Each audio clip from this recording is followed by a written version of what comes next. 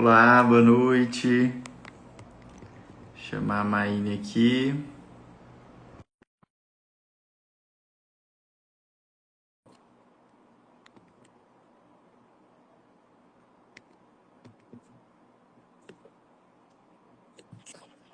Boa Olá, noite. boa noite. Tá E aí? dando pra ouvir bem?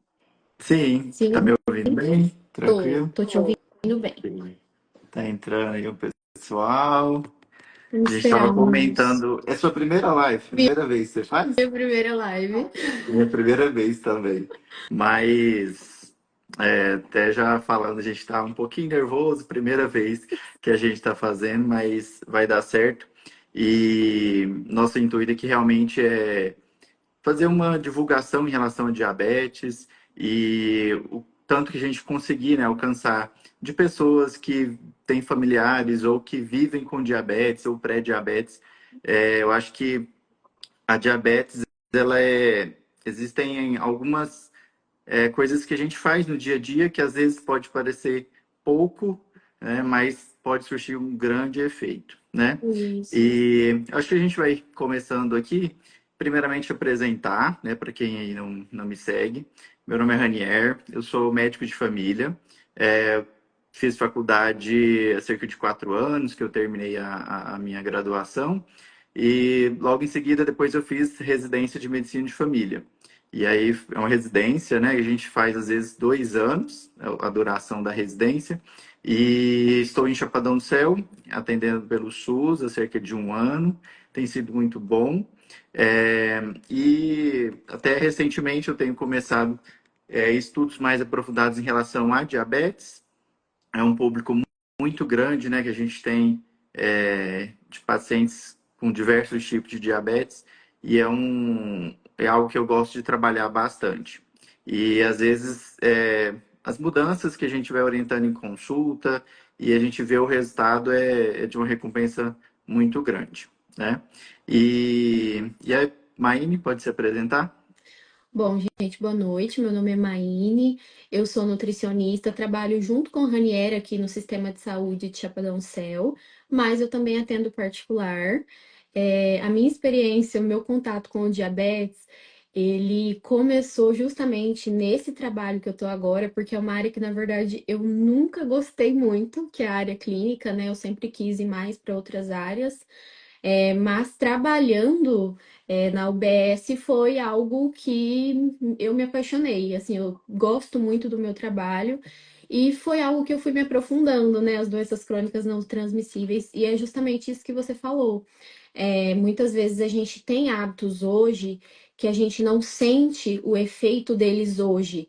Mas esses hábitos a longo prazo, eles têm um poder muito grande de trazer prejuízos à nossa saúde. Então, eu acho que essa live hoje ela vai agregar bastante. Já falei para os meus amigos, põe a avó, o vô, a mãe, o tio para assistir, porque tem Isso. muita informação que realmente é distorcida. Os pacientes eles chegam em consultório com muita insegurança em relação à alimentação, muitas vezes com medo de comer alimentos que na verdade deveriam estar presentes todos os dias. Então, eu acho que vai agregar bastante. Sim. E eu acho que, assim, da diabetes, uma principal dúvida que a gente observa no consultório é a alimentação. O que que eu posso e o que que eu não posso comer. É o carro-chefe de dúvidas em relação à diabetes. E às vezes a gente observa que é umas mudanças muito radicais e que não dá para permanecer, né? Que aquelas mudanças Isso. radicais é algo que não vai ser duradouro e, infelizmente até desmotiva os pacientes, né?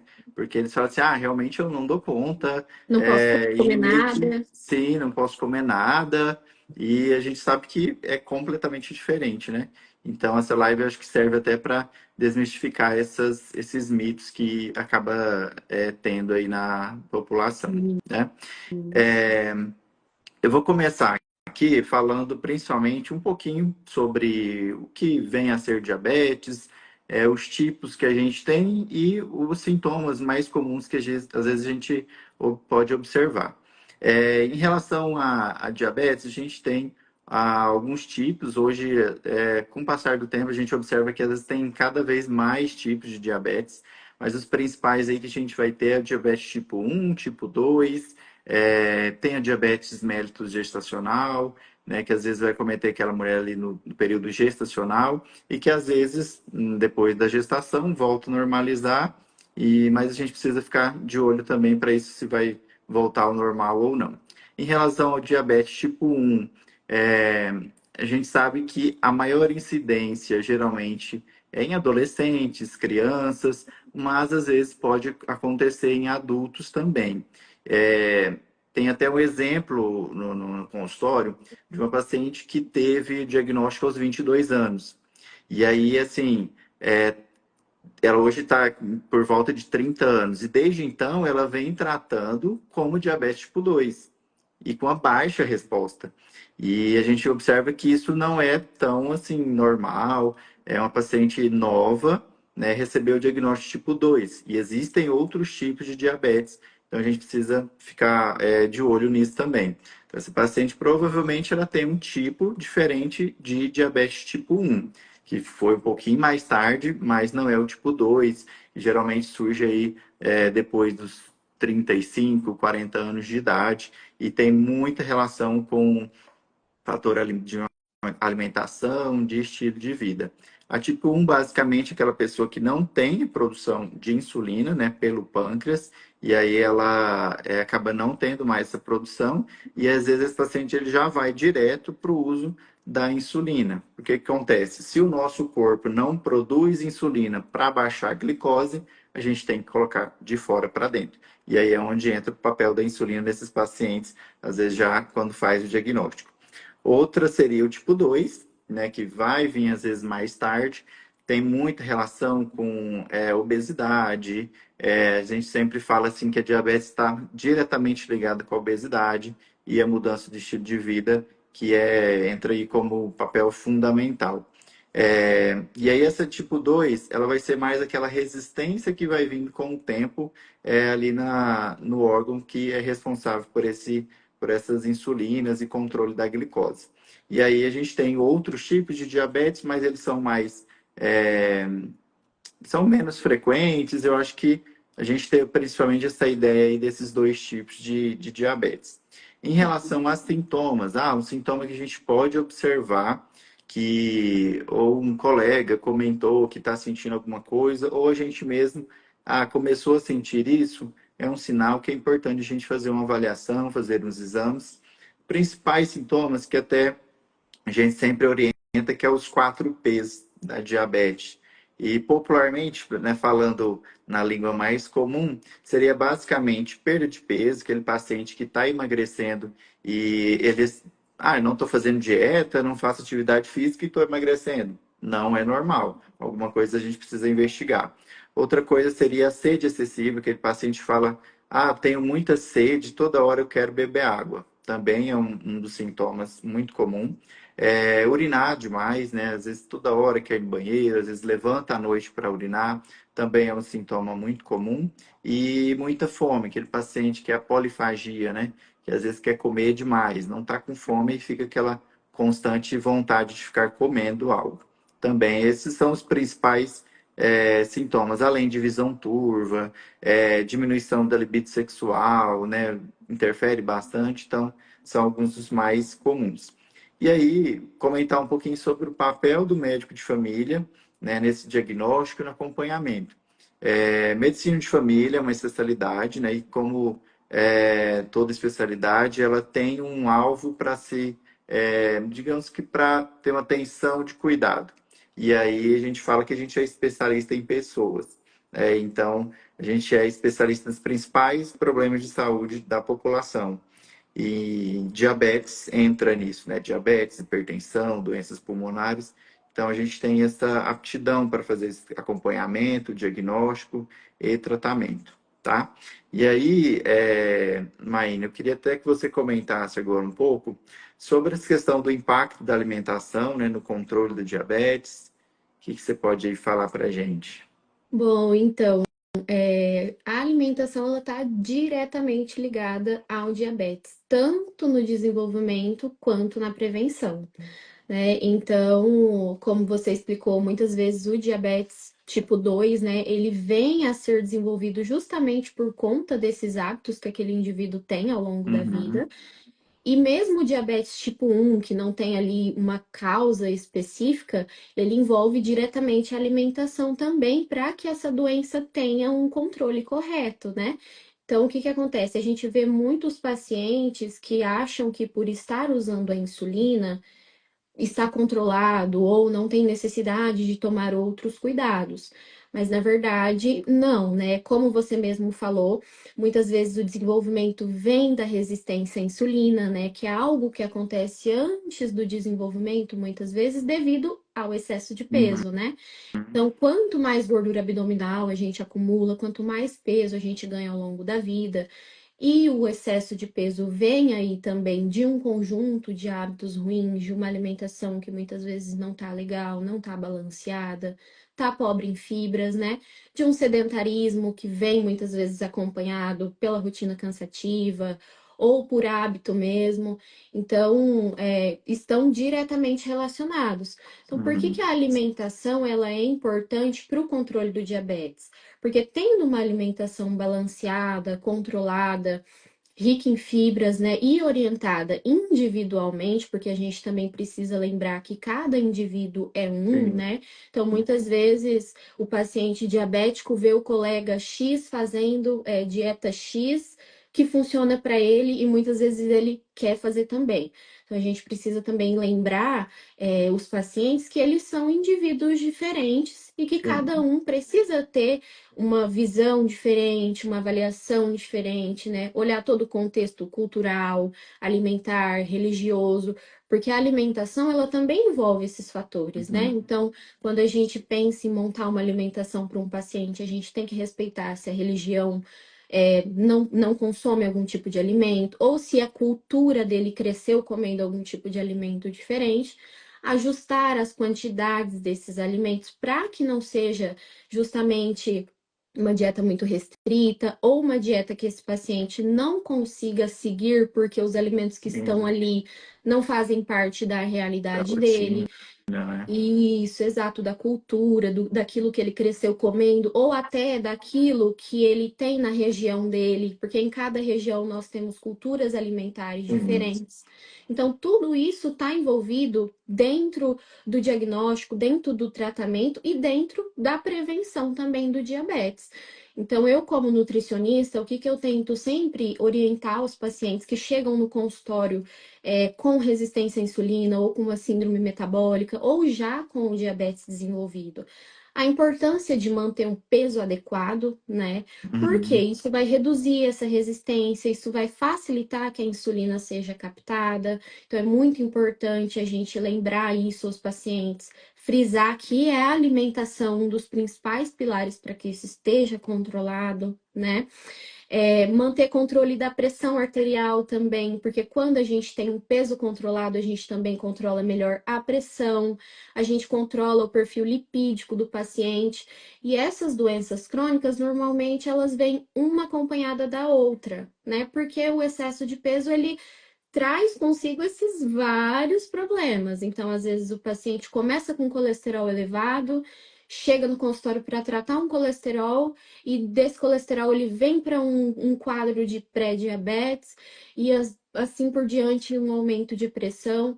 Então, a alimentação, ela está envolvida nesse contexto como um todo, como tratamento, como prevenção. Então, é muito importante que os pacientes mantenham um peso saudável, né, adequado para a altura. Isso vai permitir que ele tenha um controle de glicemia melhor, tanto em jejum quanto pós-prandial, né? Então, depois de comer, se ele estiver se alimentando bem, é muito possível que a glicemia também esteja controlada, mesmo que ele seja um indivíduo já com diabetes. E também a alimentação saudável vai prevenir que ele tenha complicações, né? Então, a alimentação ela está envolvida como um todo no tratamento, na prevenção do diabetes. E às vezes a gente observa que grande parte dos pacientes já vem tudo com isso, né?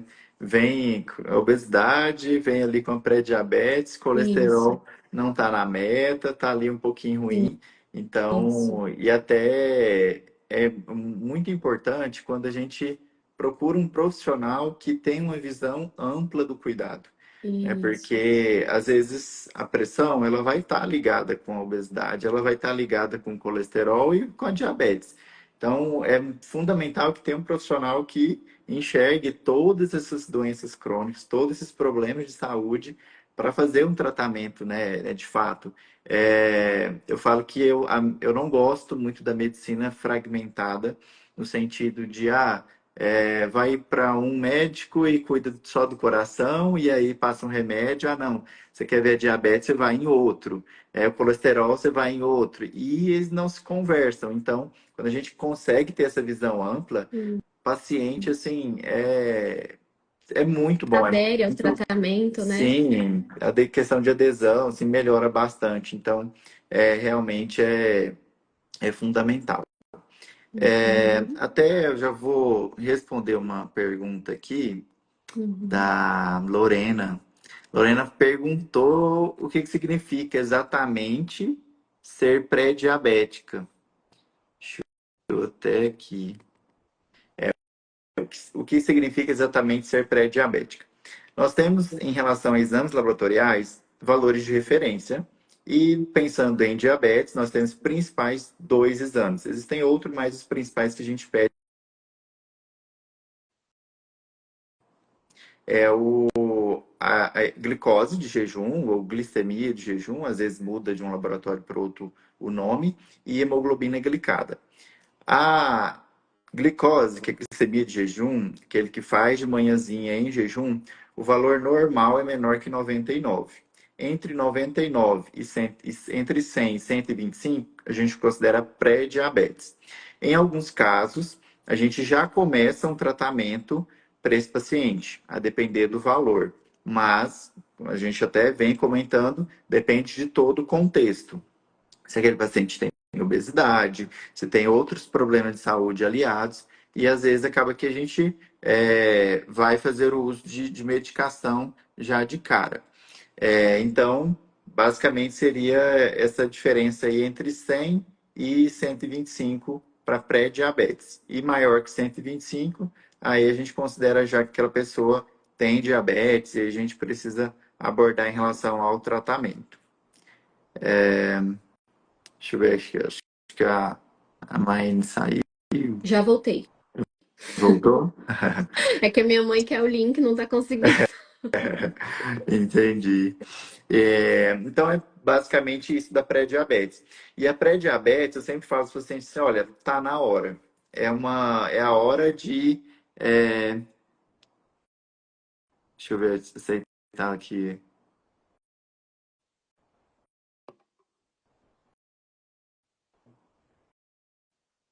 Maine, tá dando para entrar aí?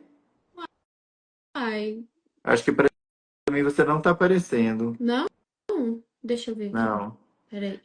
Alguém comenta aí se a Maine Voltei? tá aparecendo, se ela voltou aí na tela. Pra mim tá normal, nós dois aqui. Tá? Talvez seja só o meu mesmo. Vamos ver. Tá? Então, como eu estava comentando, essa está travada.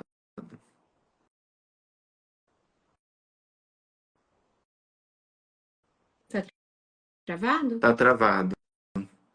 Acho Ai, por que será? que tenta sair, E Maine, e entrar. volta de novo.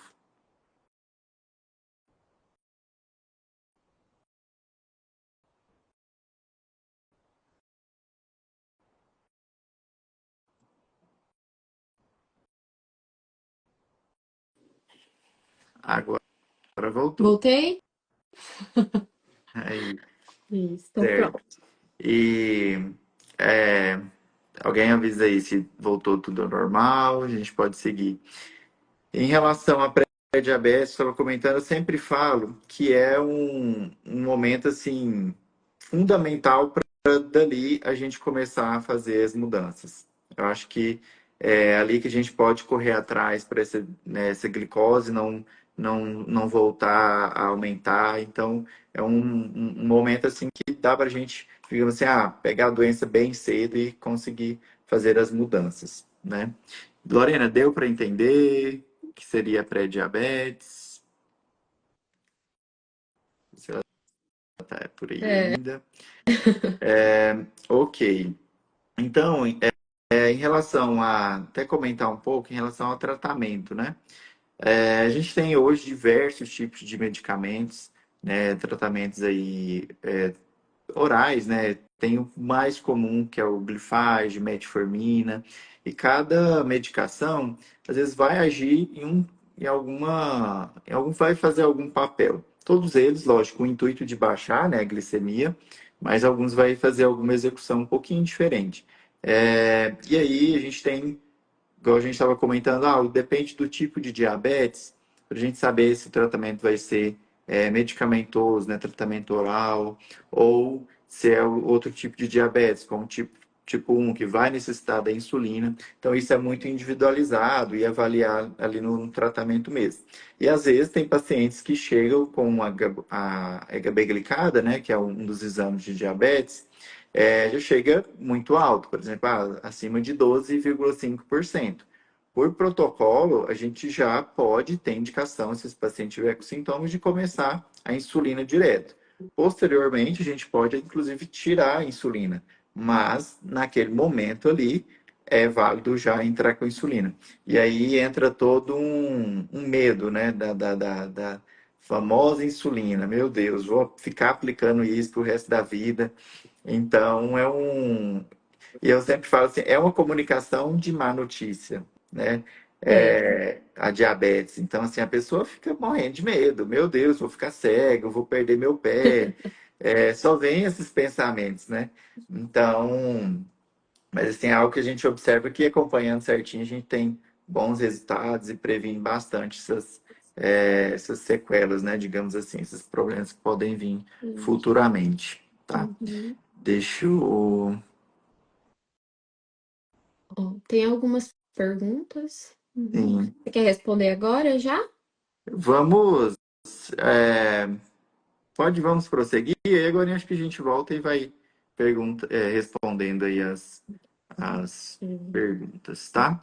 É, erros comuns no dia a dia, o que que você observa aí, principalmente dos pacientes? Então, eu deixei de falar lá no início para falar tudo meio junto, porque acaba que os erros, eles são justamente em relação ao que eles comem. Então, a gente vê hoje muita desinformação, muitas vezes até de alguns profissionais de saúde. A Uhum, gente vê aí muitos profissionais que muitas vezes realmente agem de má fé, não sei a motivação, mas que propagam aí muita desinformação em relação à alimentação, não só em relação ao diabetes, mas de modo geral, uhum, e isso causa um estrago muito grande, né? Porque por vir ali, a gente tem muito discurso de autoridade, então, uhum, se a gente vê um médico falando, um nutricionista falando, a gente tende a acreditar que é verdade. E, na verdade, existem pessoas mau caráteres até dentro do trabalho na área da saúde. sim, Então, um assunto que eu trouxe também foi sobre açúcar e frutas, né? Por quê? Uma coisa muito comum é o paciente chegar para mim e falar: eu não posso comer melancia, porque a melancia tem muito açúcar. Eu não posso comer tal fruta, porque tal fruta tem muito açúcar. O médico falou que eu não posso comer. Então, assim, a gente costuma.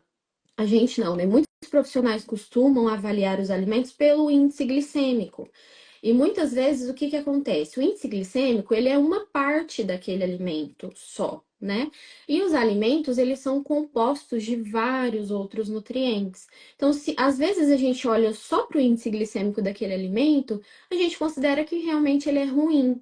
Mas se a gente entende um pouco mais sobre nutrição, né, e tem essa autoridade para explicar para o paciente consegue entender que ele pode sim comer. uhum, Então, vou usar como exemplo a melancia. A melancia é uma fruta que tem um índice glicêmico alto, ou seja, ela tem um poder ali em cima da glicemia, uhum, né?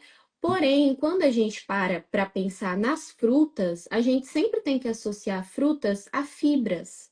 né? Porque as frutas são fontes de fibras. E a fibra, ela tem um poder grande sobre a glicemia, um poder de controle, de manter a glicemia mais baixa.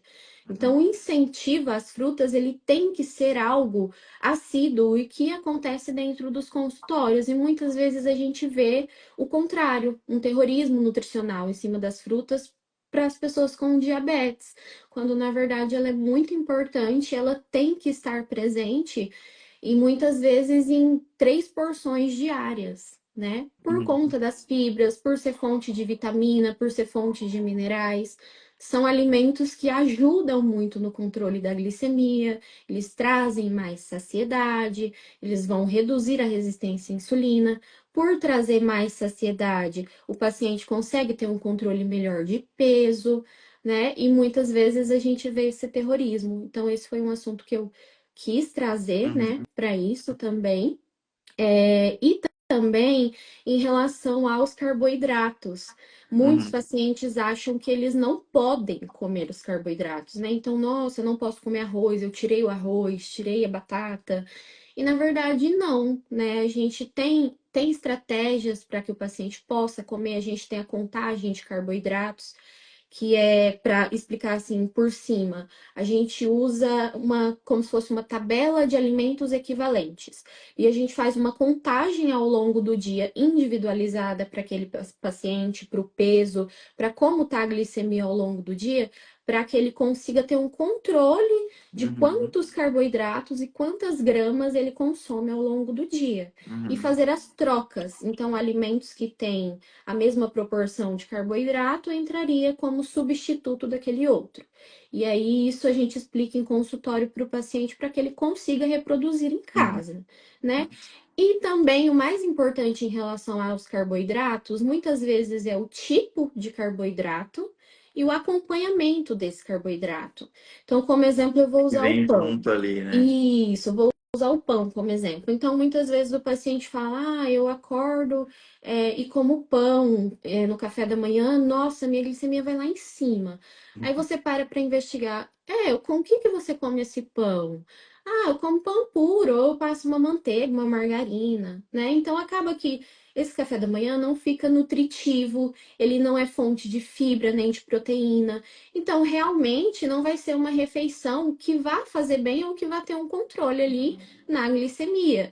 Mas, por exemplo, se esse paciente pega esse pão, põe uma fonte de proteína, uma carne, um ovo, às vezes até uma fatia de queijo, põe um alface, um tomate. Pronto, já ficou um carboidrato, uma proteína, uma fonte de fibra, e esse efeito sobre a glicemia já vai ser totalmente diferente.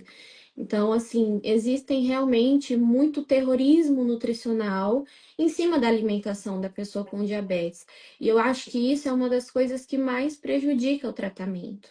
Porque o paciente chega com uma alimentação totalmente desbalanceada, às vezes não comendo aquilo que precisa comer e achando que outros alimentos são saudáveis quando na verdade são piores, né? Uhum. Então, a gente também tem a presença de muitas dietas da moda, né? A gente vê muita dieta cetogênica, dieta low carb.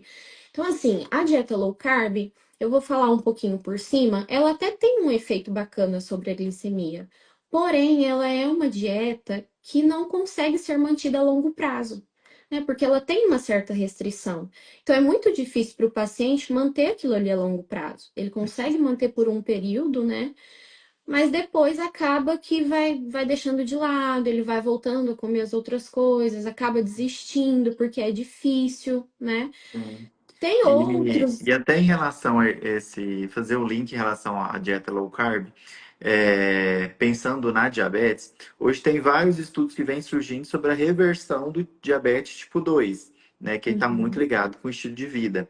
E aí a gente observa assim, esse paciente ele pode ter uma dieta low carb, pensando em a reversão do diabetes tipo 2, que está diretamente ligado aí ao estilo de vida, né, alimentação.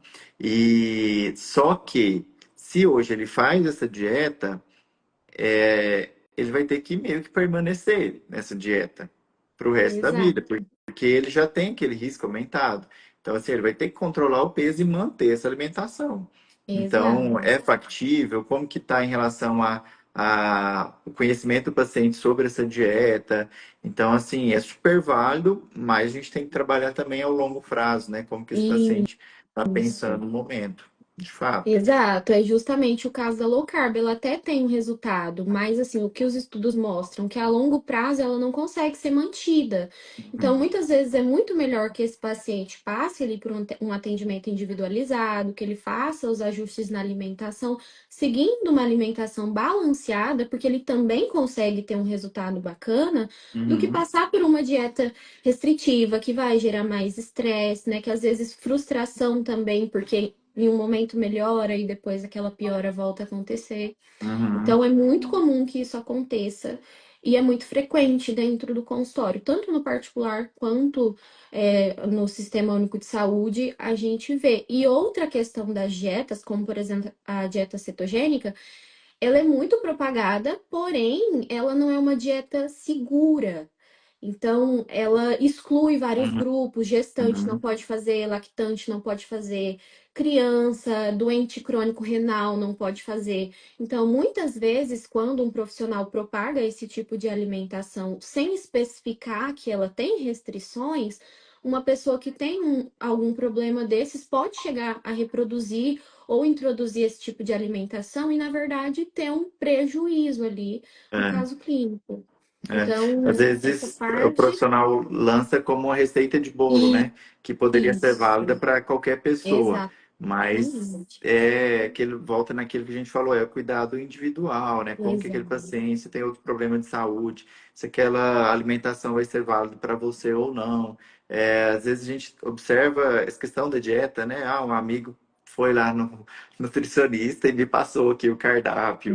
Então a gente tem que tomar muito Isso. cuidado nisso e até de medicação. Né? Essa semana mesmo eu atendi uma paciente que ela parou a metformina para usar uma cápsula que ele viu não sei na onde. E Uma assim, nem tinha. cápsula natural. Sim, e aí tudo bem, a gente tem que validar essa questão, às vezes, do paciente traz, né, sobre cultura dele, mas assim, calma, vamos aos pouquinhos, vamos usar a cápsula, ver se pode usar mesmo, né? E vamos Isso, manter o tratamento aqui, a gente vai vendo como fica. E isso, aí, porque senão, às vezes você tira de uma vez e você interna no hospital, né, por isso. hiperglicemia. Então tem que tomar, de fato, muito cuidado em relação a isso. Isso. E até um adendo a essa questão das cápsulas que você falou, até compartilhei hoje no Instagram, que Sim. muitas vezes os pacientes utilizam de cápsulas naturais, né? Por ser natural, ai, mal não faz. O Uhum. famoso mal não faz. Mas muitas 100%. vezes tem suplementos naturais que fazem mal, sim, né? Que Aham. causam lesões hepáticas, ou que causam hipervitaminoses, ou que causa ali uma hipervitaminose, né? O paciente que suplementa muita vitamina por conta própria. Então, nossa, é um bolo de coisas que vem junto, acompanhado, Sim. e é realmente algo relacionado ao marketing que a gente tem, a questão dos divulgadores, dos influencers, que tem ali uma parcela bem grande de culpa no tratamento que muitas vezes é frustrado. Uhum. Sim, de fato. É, ok, então. É, tem mais algo para comentar? Acho que mais em relação a isso, é mais isso. Eu deixei algumas dicas finais para falar. Você vai falar mais alguma coisa? Não, acho que é isso mesmo, né? Em É mais relação isso? a um apanhado aí geral. Acho que a gente Uhum. pode abordar as perguntas, né? E a gente entra com as dicas finais aí. Pode ser, aham. Pode ser? Pode ser sim. Uhum. Dar uma olhada aqui. Uma pergunta aqui foi sobre acompanhamento com oftalmo no diabetes. Em relação ao segmento conjunto, né, com a oftalmologia, é importante a gente fazer rastreamento de retinopatia diabética. O que é retinopatia diabética? É aquele paciente que tenha diabetes e ele vai observando que tem uma alteração da visão. E aí, a diabetes, por muito tempo, ela ficar descontrolada, né, ficar alta, pode ir afetando os vasos, né, da visão. E esse paciente entra nesse quadro de retinopatia. E principal tratamento é controle da glicemia. Mas em relação ao segmento, esse paciente, na maioria deles, até no máximo aí 5 anos, esse paciente precisa ir no oftalmologista para fazer já esse rastreamento.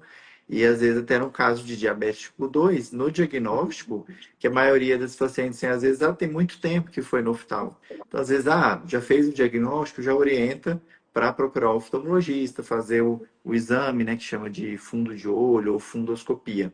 É um exame que entra além dos exames laboratoriais, entra como rotina também da gente solicitar, né? Hoje, a maioria dos casos dessa fundoscopia é feita por oftalmologista mesmo. Com a tecnologia, vem avançando e hoje já consegue fazer dentro do consultório mesmo com o celular. Mas aí precisa, né, óbvio, do profissional estar apto a fazer isso e ter os materiais, né? Mas vem facilitando mais para fazer esse rastreamento. E aqui, é, até em Chapadão é mais complicado, né? O acesso dos pacientes para oftalmologia. Às vezes, na rede pública, por exemplo, tem que ir para Goiânia fazer um exame. E então, se o paciente não tiver muita consciência que ele precisa fazer esse exame, acaba deixando de lado e às vezes é onde vem a complicação, né? Mas em relação ao oftalmo, realmente é importante. Outra pergunta foi em relação a o que acham da semaglutida oral para pré-diabetes. Peguei uma paciente assim. Semaglutida oral é um medicamento recentemente novo, não sei precisar assim há quanto tempo está já no mercado, mas ele seria da classe aí do Ozempic. Então, para pré-diabetes, a gente tem, por exemplo, classificação, às vezes acima de 110, a gente já pode começar o tratamento oral, né? Depender das comorbidades associadas. Então, não é uma receita de bolo. Mas, pensando nessa medicação, eu acho que, a depender, né, se teria realmente a indicação, acho super válido, vai controlar essa glicemia e, principalmente, se esse paciente está associado com obesidade, vai ter uma boa resposta. Então, acho super válido. Tem a questão do custo, né, mas é algo também que a gente aborda com o paciente, né, tendo condições de fazer uso da medicação. Eu acho que, assim, super válido, um tratamento super novo, né? Então, realmente é muito bom. É válido com certeza. É, Você quer comentar alguma coisa? Não, acho que foi Não? bem completinha a sua resposta mesmo, essa questão da individualidade Sim, mesmo. Avaliar o caso do paciente como um todo, né? Porque, querendo ou não, esses análogos ao GLP-1, eles isso. são muitas vezes usados de forma irresponsável. Às vezes o paciente está, Uhum, tipo, 5 quilos acima do peso e o médico já prescreveu um análogo ao GLP-1. E muitas vezes sim. ele introduzindo uma dieta balanceada e uma atividade física, isso já seria revertido, né? Uhum, Então, sempre avaliar o caso como um todo, olhar a história clínica do paciente, se já tem alguma doença pregressa, né? Alguma outra questão, mas eu também acho que são tratamentos seguros e muito válidos quando bem indicados. sim. E a gente sempre deve observar que primeira linha de tratamento, né, seja diabetes, pressão alta, é mudança de estilo de vida. É Exato, alimentação, atividade física, sono, controle de estresse, tudo exato. isso. E tudo que a gente for ver de livro, de referência, sempre está lá mudança de estilo de vida. E sempre a primeira linha de tratamento, né? E às vezes a gente observa que às vezes não começa só com a medicina do estilo de vida, né? Com essas mudanças, mas que a gente ao longo do tempo trabalhe isso. Para a gente, às vezes, reduzir uma medicação, reduzir uma dose de insulina, querendo ou não, tem custos, todo tratamento tem custo. Então, às vezes, serve até de motivação para o paciente. Olha, se a gente Isso. controlar com a alimentação e atividade física, os R$ 200 que E você gasta aqui todo mês do X remédio, vai para academia, vai para uma exato, alimentação melhor. Então, é super válido. exato. E também a questão de usar a medicação sem mudar o hábito de vida. Então, muitas vezes o paciente entra só com a medicação, tem um resultado no peso, Porém, quando ele para a medicação, aquele problema retorna, porque os hábitos de vida continuam sendo ruins. Então, Uhum. também entra essa Sim. parte, né? É muito importante que a primeira orientação seja a mudança no hábito de vida. E a medicação entre ali como um complemento no tratamento. Uhum. Sim, verdade. Uhum. Outra dúvida em relação à aplicação da insulina, aplicação no braço na hora do almoço. E em relação à insulina, a gente tem dois principais tipos, que é regular e NPH. Regular, que tem uma ação rápida, né, que é para baixar a glicose ali daquela refeição que o paciente vai fazer, e a NPH, que ela tem uma duração mais prolongada. Ela vai agir aí ao longo do dia ou se aplicar à noite, ao longo da noite. E um erro muito frequente que os pacientes fazem é usar a insulina regular, aquela do horário de almoço, por exemplo, que usa antes, na hora que sentou ali para comer, aplica na hora. E não é o ideal. A não ser a ultra rápida, que são outras marcas que tem, realmente às vezes tem que fazer ali 5 minutinhos antes. Mas a regular, que é a mais comum que a gente tem, ela realmente a gente tem que aplicar aí uns 30, 20 minutos antes da refeição. Porque aí ela é o tempo que ela vai demorar a fazer efeito, começar a fazer efeito, que aí vai tendo absorção da alimentação e essa medicação vai começando a fazer efeito. Então, tem que atentar também ao tipo da medicação que está usando e o horário correto, né? No caso até da insulina aí. Sobre Uhum. armazenamento, foi outra pergunta. Qual que é a melhor forma de armazenar a insulina em casa? Agora está vindo até esses dias eu publiquei uma mudança que teve da caneta reutilizável. Nessa caneta, a gente considera uma temperatura ideal menor que 30 graus para armazenamento. Então, se você mora em uma região muito quente, às vezes a gente vai ter que deixar essa insulina em um lugar que seja mais úmido, não seja tão quente. Às vezes, quando a gente já pega a insulina, é válido que a gente guarde na geladeira, depois de aberto, não necessariamente tem que ficar dentro da geladeira. Às vezes pode ficar em um ambiente mais fresco, digamos assim, desde que esteja aí abaixo dessa temperatura, tá? Então não é obrigatório ficar na geladeira. É, Outra coisa, às vezes, que seja um erro comum também é já tirar da geladeira e aplicar. Às vezes até aumenta a dor nessa aplicação, então é bom retirar um pouquinho antes também. Uhum.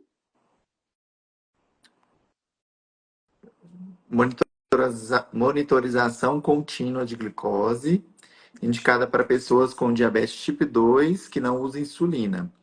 Olha, pode, não tem problema, né? Esse daqui é o monitoração contínua, são os freestyles que tem, que na maioria dos pacientes colocam aqui na região do braço. E aí o paciente controla pelo celular a monitorização de glicose, né, para ver como que está a glicemia. O mais indicado, até pelo custo dele, seria paciente tipo 1. Às vezes usa insulina e tem que ficar de olho se vai ter uma hipoglicemia, se vai aumentar demais. O tipo 2 geralmente vai se manter um pouco estável, então não vejo tanta necessidade do paciente tipo 2 ficar usando esse monitoramento, não. Uhum. Tem uma Ó, aqui esse daqui é para você. que a Thalia funcionando no controle glicêmico. Então, o que que acontece? Quando o paciente for fazer, ou o indivíduo for fazer a dieta low carb, é normal que ele tenha como resultado uma perda de peso, né? Devido à redução do carboidrato, que normalmente são os alimentos que têm mais caloria, e também são o grupo alimentar, né? O carboidrato, ele acaba sendo o que tem mais impacto ali na glicemia. Então, acaba que às vezes a glicemia daquele paciente realmente vai estar mais baixa, vai estar mais controlada e ele consiga também perder peso durante o processo dessa dieta. Então, esses seriam os resultados positivos, né? Aí entra aquela parte que eu e o Ranier comentamos. Por ser uma dieta que tem um certo tipo de restrição, né? Que tem alguns alimentos, principalmente os carboidratos, né? Que low carb já quer dizer baixo em carboidrato, ficam mais restritos durante esse período. Então, muitas vezes esse paciente ele não consegue mantê-la a longo prazo. Mas os resultados seriam justamente ali o impacto no peso, né? Reduzindo o peso, a gente consegue melhorar muita coisa. Perfil lipídico, perfil de pressão arterial, o perfil da Uhum. glicemia. Então, os resultados seriam justamente os esperados que a gente tem com as mudanças de hábito. Sim. E até a gente trazer números, Sociedade Brasileira de Diabetes, o último protocolo, eu tinha até trago para pacientes com diabetes tipo 2 ter uma busca de redução de peso de pelo menos 7% e, no geral, em torno de 10% do peso, né? Porque já traria uma boa resposta aí no controle da glicemia. Isso. Uhum. E outra que em relação à insulina, né? Se tem que ficar sempre na geladeira, não obrigatoriamente, depende aí da temperatura. E a outra que foi sobre a low carb, eu acho Acho que que. foram essas. Aham, Uhum. sim. Ok, então. Você trouxe alguma fala final? Pior que não, acho que pode ficar com você mesmo, fala final. Eu trouxe algumas dicas finais, né? Como a gente quis usar a questão de dicas práticas, Sim. eu trouxe algumas dicas, na verdade, orientações, né? Que a gente não dá dica, a Uhum. gente dá orientação. Verdade. Então, para os pacientes aí que estão num quadro de pré-diabetes, ou até para quem quer prevenir, né?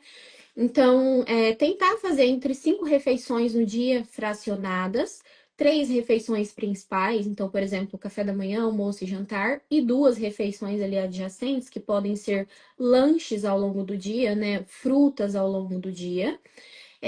Evitar alimentos gordurosos, preferir sempre assados, cozidos, grelhados, Uhum. ter uma variedade de alimentos nutritivos, fonte de fibra.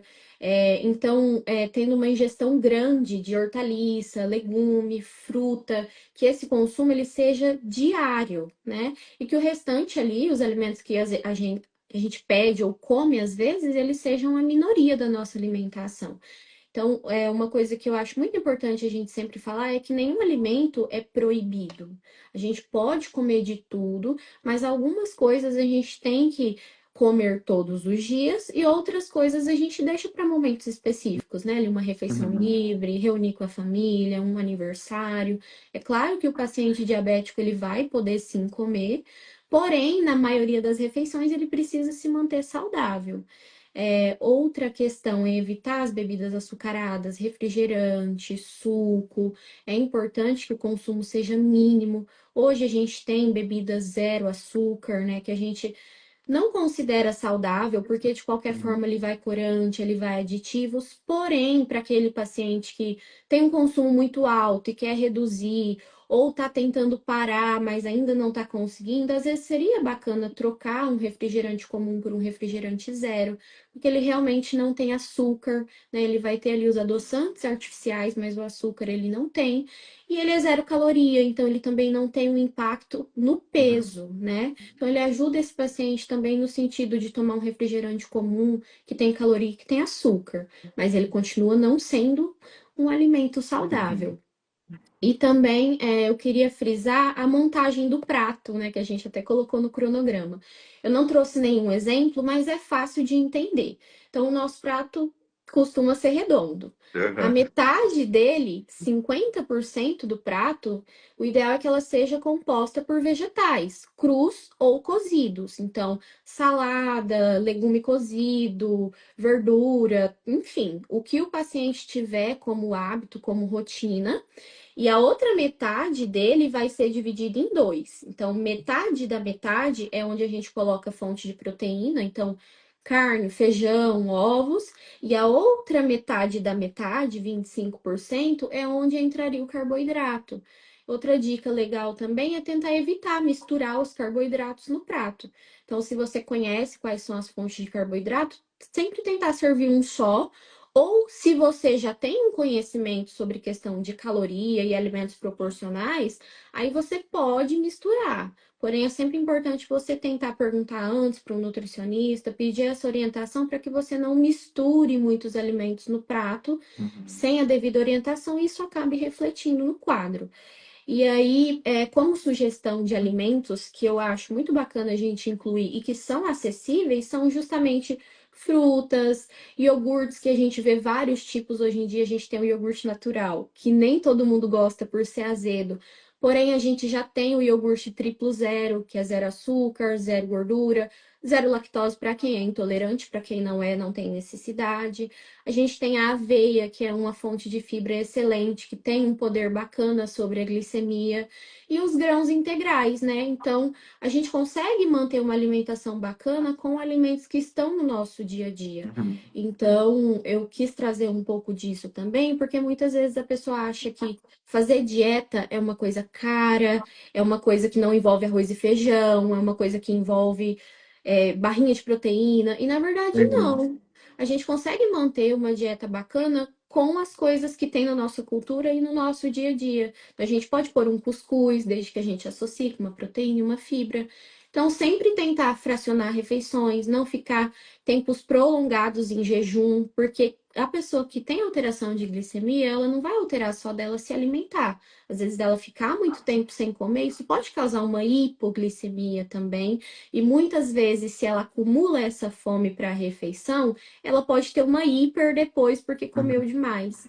Então, tentar fracionar bem as refeições, manter uma alimentação rica em fibras, fruta, legume, verduras. E acho que no mais é isso. Manter um consumo de água legal É, e praticar atividade física. verdade. É, então, acho que já chegamos aí nos 50 minutos, né, de live. Eu acho que é isso mesmo. A gente deu para comentar bastante coisas aí. Quero agradecer a todos aí que participaram, estiveram aí com a gente. A gente estava comentando no inicinho da live que foi a primeira live para mim e para a Maíne. A gente até antes conversou assim, eu falei, nossa, eu tô nervoso, mas vamos lá. Mas é algo assim que eu sempre tinha vontade de fazer, até agradeço pela por ter animado, né, de participar aqui comigo, a gente fazer essa live. E aí eu faço até um convite. Eu atualmente estou começando atendimento particular também, tanto presencial aqui em Chapadão, quanto por telemedicina. Maine também, né, tem atendimento presencial em Isso, Chapadão, telemedicina. Então, qualquer dúvida que quiser tirar com a gente, pode mandar aí um direct, a gente organizar e prestar esse atendimento também. E também estamos na rede pública, né? exato. Eu acho que é isso, então, certinho? É isso. Eu faço das palavras do Ranieri as minhas, principalmente sobre o nervosismo, que eu tô suando aqui até agora. A Mas mão espero tá, ó. a mão tá molhada, mas espero que a gente tenha agregado de alguma forma. Às Sim, vezes você que está assistindo não tem diabetes, mas tem um avô, uma avó, mãe, pai, tio, e espero que as nossas orientações de alguma forma possam chegar nessas pessoas da sua família, né? Às vezes a partir de você. Então, só agradecer pela participação, todos que entraram, os amigos, a família. sim, E é isso. Espero que tenha ajudado de alguma forma e que venham mais sim, encontros. verdade. Obrigado a todos, viu? Tchau, tchau. Obrigada, pessoal. Tchau.